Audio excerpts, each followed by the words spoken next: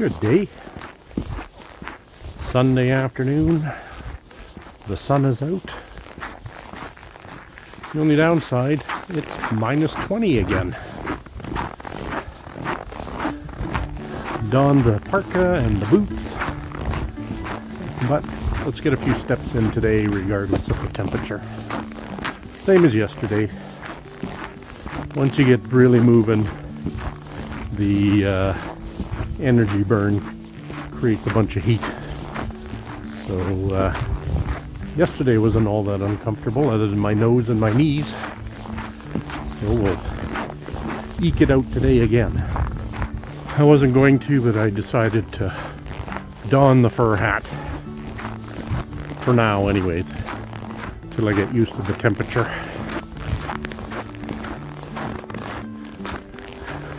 It is a big fuzzy hat. Or hood.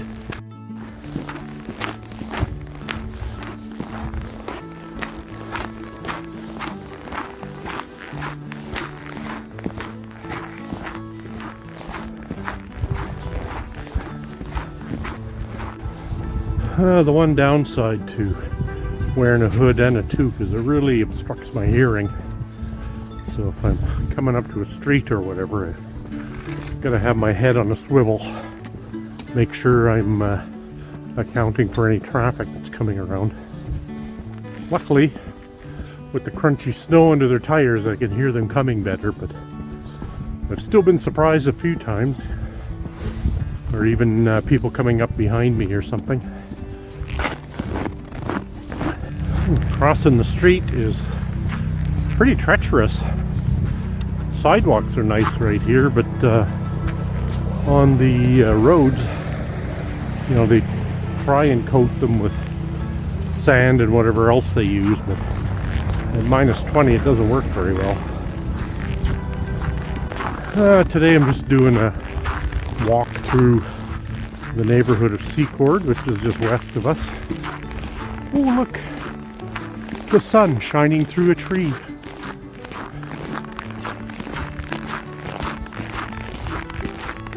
You didn't think you'd get away with me not doing that, right?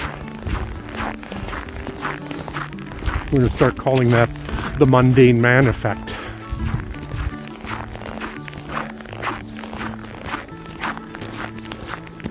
Another stormwater pond. I'm pretty sure a lot of the land around Edmonton is marshland. That's why they have to do so much water management around here. I don't know, do you guys have a lot of stormwater ponds in your areas? We just seem to have them everywhere. Either that or they've just gotten smarter with how they manage runoff.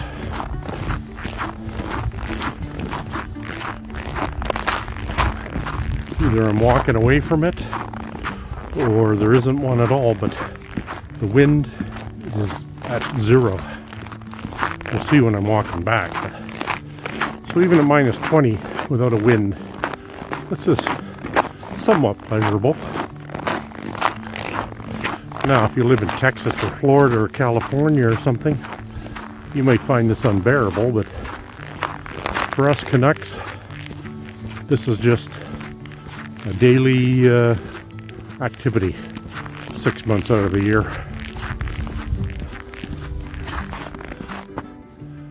What does that look like to you? I am thinking Chevy Nova. Two-door. Can't tell if it's a hard top or a two-door post. I don't know this neighborhood at all, so I'm just kind of winging it. I started heading west and then took a little turn south, and now went west and heading north again.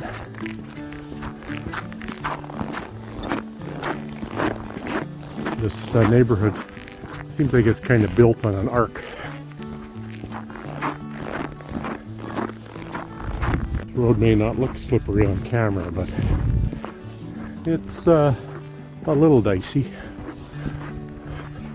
Well, let's walk down here. It looks like there's a walkway to the neighboring neighborhood. This neighborhood backs all the way on to 231st Street, which I think is the Edmonton city limits. And then on the other side is Parkland County. But we've grown right to the border of it. And to the south, we built all the way around the Enoch Reserve.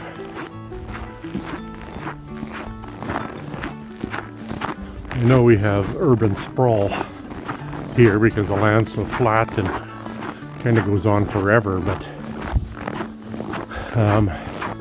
to combat that, you know, they're doing this infill housing in the older neighborhoods, and I'm not sure that I'm that big a fan of that. You take one lot and put two houses on it, and then just jam more and more and more into a neighborhood without the proper road infrastructure. And every household seems to have 3 to 5 cars in it. So where are these people going to park? And it really clutters up a neighborhood. The upside is it probably takes some old run-down houses and, you know, put something more modern in the neighborhood. I don't think it necessarily suits the neighborhood though that they're putting them in. So I am kind of down with infill housing. Because if I paid a certain value for a house based on the large lot size and everything, and the maturity of the neighborhood, I don't think I'd want a bunch of small houses surrounding me. And guess what? Stormwater capture area. This one's huge.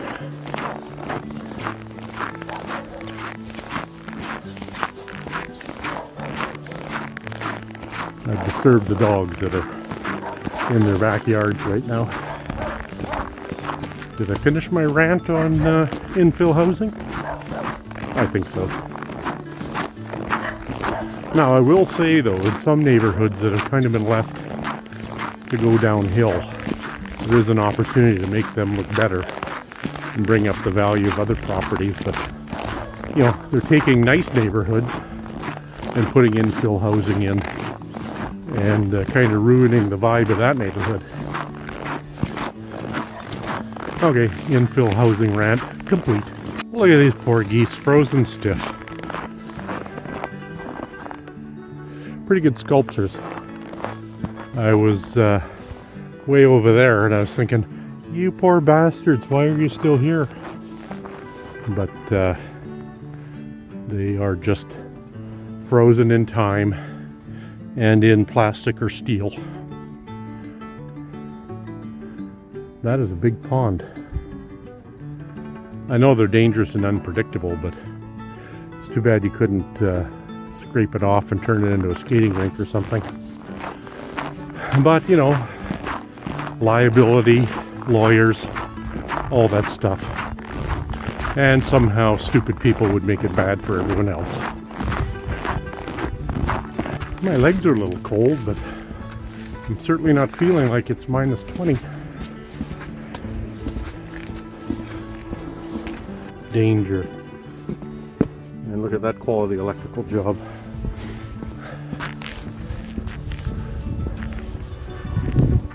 I've crossed several roads today, and even with my boots on, they are not safe.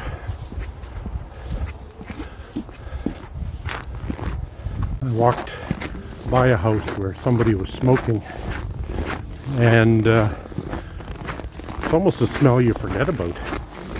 It's the smell of weed that's more prevalent these days. And I smelt it and went, oh, that smells nice. Weird thought. I haven't smoked in probably 25 years. But sometimes, even to this day, when you're just standing around bored, it's like, gee, it'd be nice to have a smoke. I guess it never leaves you. I suppose that's why when you call yourself an alcoholic, even if you've recovered, you're always an alcoholic. So I guess I'll always be a smoker.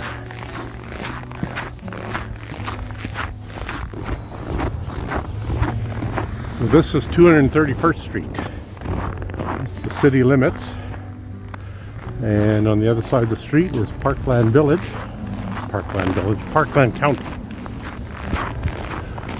Oh, I'm glad to see they put a sidewalk here. Old farmhouse in the trees still. City caught up to them.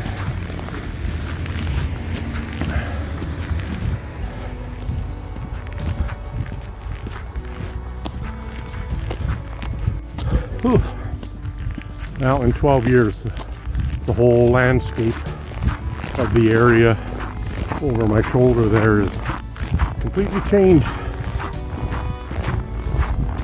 That's growth and progress. I worked the election in 2019, I guess. I think it was a provincial election, and they had tables set up for certain areas of the neighborhood, and the table I was sitting at was all new houses, and they didn't have any election forms because they just started getting mail there and stuff. Well, I must have handwrit ballots. Oh, I must have done 2,000 of them by hand because they didn't have any forms. We had ended up having one of the largest voter turnouts for the area to our table. And if you were in the building at closing at 8 o'clock, you still had the opportunity to vote. All the other tables were counting their ballots, and me and this other guy had a lineup 50 people deep. And once you've been assigned your zone, you can't help somebody else out just by the voting laws. You can't help another zone out. So I'm going to say, I don't think we got out of there until 11 o'clock after counting our ballots. So whatever I made doing that, I don't know, what was it, $200-300? I don't think it was worth it. I don't think I'd do it again. I'm glad I did it as an experience, but certainly not worth the money. And you don't do it for the money. I guess you do it for civic pride. What did I say before about strip malls? Daycare? Liquor store.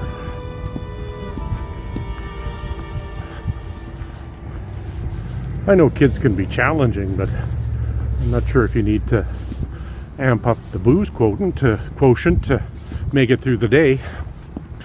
That's funny though. It's just, I don't know if it's some kind of city bylaw, but if you put up a strip mall, you got to have a liquor store and a daycare in it, and they're usually 2 doors apart.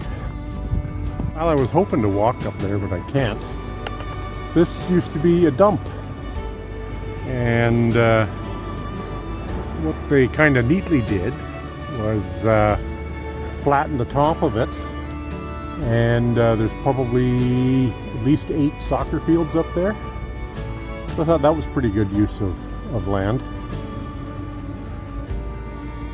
I think it was more of a, it wasn't a garbage dump, it was more construction waste and stuff like that, but kind of neat that they were to make good use out of it. Mind you, isn't that what they usually do with golf courses too? They'll make a kind of golf course over top of a dump just to repurpose the land.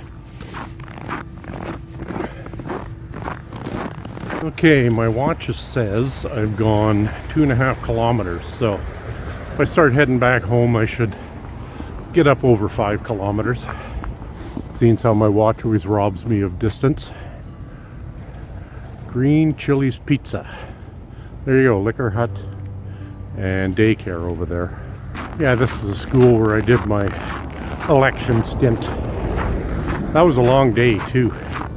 So I think you had to be here at 7:30, and then, like I said, and get out till 11 o'clock at night.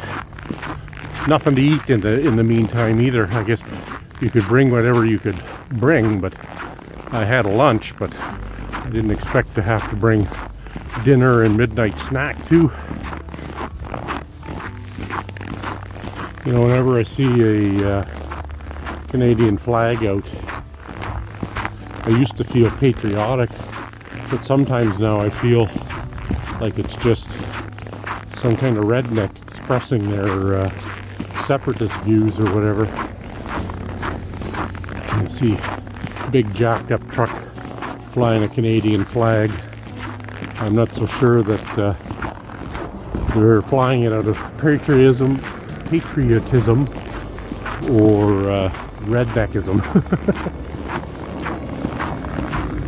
I mean, I'm just as much a redneck as the rest of them, but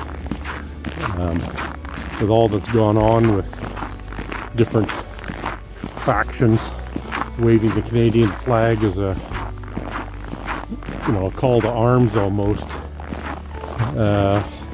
doesn't make me feel that patriotic, and it shouldn't be that way. You know, you watch the water bombers, those stupid Americans calling them super scoopers, down in California fighting the fires in SoCal. There's a sense of pride there for sure, that even though we're a threat apparently to America's economy, there we are helping those people out, trying to contain fires with the experience that we have here.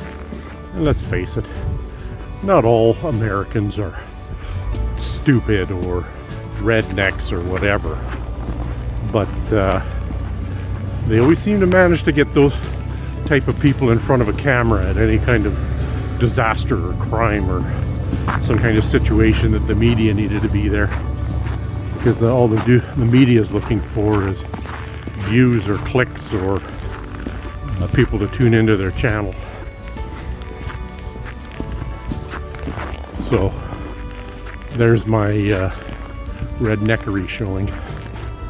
I wasn't going to walk around the stormwater pond. Kind of takes me out of my way, but I've never really been down here, so thought I'd give it a shot. These houses along here, all with the walkout basement, are nice. Except that walkout basement seems to add like $150,000 to $200,000 to the price of a house, which is good if you own it, and I'm sure you paid the price up front. But yeah, too rich for my blood right now.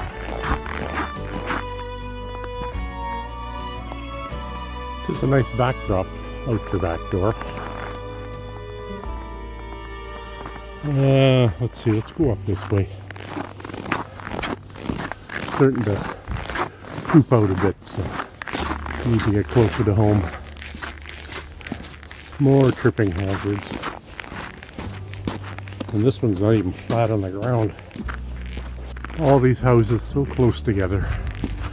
And our neighborhood, same thing. I can pee on my neighbor's house out my window. You would think insurance companies would be pushing for not to have this kind of little distance between houses, or maybe use hardy board or stucco or something, so that when one house starts on fire you don't lose three.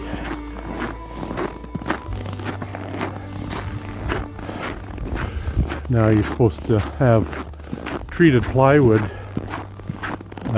sheathing on the sides of your house that tries to prevent that, but anytime you see a fire on TV in a neighborhood like this, it's never just one house. It always seems to jump to the next and gets up in their eaves. Seems like it's no different than from living in a townhouse or a duplex, that you could lose your house because of somebody else's actions.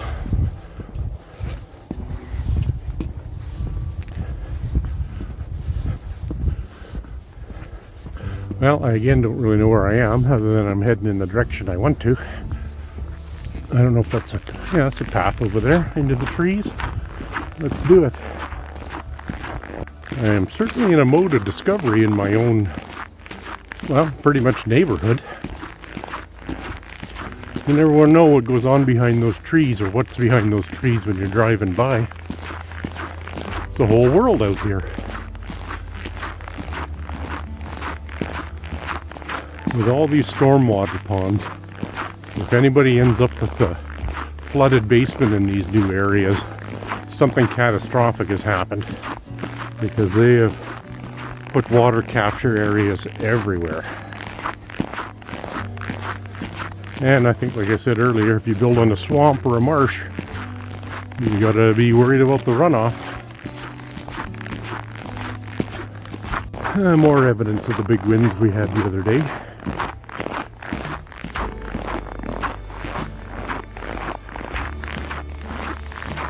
It's nice that they back onto that treed area through here and stay off the main drag for a bit.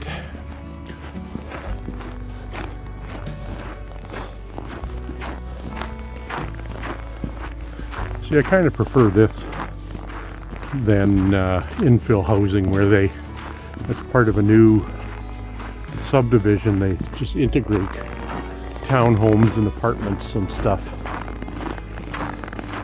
But in the city's hurry to get permits sold or issued and to make the tax revenue, they always forget about the roadway infrastructure. I mean, there's a lot of people and vehicles to get in and out of this neighborhood, and there's basically only the one way in from this end of it. Hey, the one thing I miss about my old bungalow is the nice wide lot you had. There's no issue with parking in front of your house. Well, I hope I wasn't too ranty and opinionated on this walk, but that's the beauty of this platform. I can spout my opinions, and all you can do is either A, ignore them, or B, clap back at me in the comments. You choose. And let's face it, opinions are like assholes. 99.9% of us all have one of some sort. Oh, the icicles forming under my nose. Great. I love people who stare at me as they're driving by after they've seen me with my Mimo up and talking to the camera. It's like, you're not that special to me, buddy. I don't really care what you're doing. So mind your own business and I'll mind mine. Speaking of rants, I got stuck in a keyhole crescent again. I keep forgetting if I'm on that side of the street, I gotta do the whole crescent. Oh well. OCD for the win. Almost home. The back alleys are a little bit safer. The city came along and smoothed out some of the ruts. I kind of miss having a back alley, actually. Yet some of these yards are actually big enough you can park a trailer in. Like maybe that one there. This guy's got a nice lot. He has, it's a rental house, but he's got this triple car garage back here that nothing ever seems to happen in. And you know, the renters don't seem to have access to it. It always made me curious what's in there. Maybe nothing. Maybe he just built it on spec, but then decided to have it as a rental house. I don't know. I'm just nosy that way, though. I want answers. I'm not sure what the house is like after being a rental for 12, 13 years, because there's been some somewhat wild tenants in and out of there. Most of them have been good, but you know, every now and again there's a tenant that seemed to have crawled their way out of the gutter and manages to pay, you know, what they're ever asking for rent in a place like that. But the fact that it's got an attached double garage and the triple car garage in the back would, you know, kind of prickles my brain a bit to see what it would be like to live there. I'd certainly have a look at it if we ever put it up for sale. I do like backing onto the acreages though. Even though it looks kind of junky, I don't really care. I'm not looking at somebody else sitting on their deck 30 feet away from me. Well, that felt like a pretty good walk. Just about home here, and I'll check my gadgets. It was a long enough walk, but the sun has certainly dropped down quite a bit.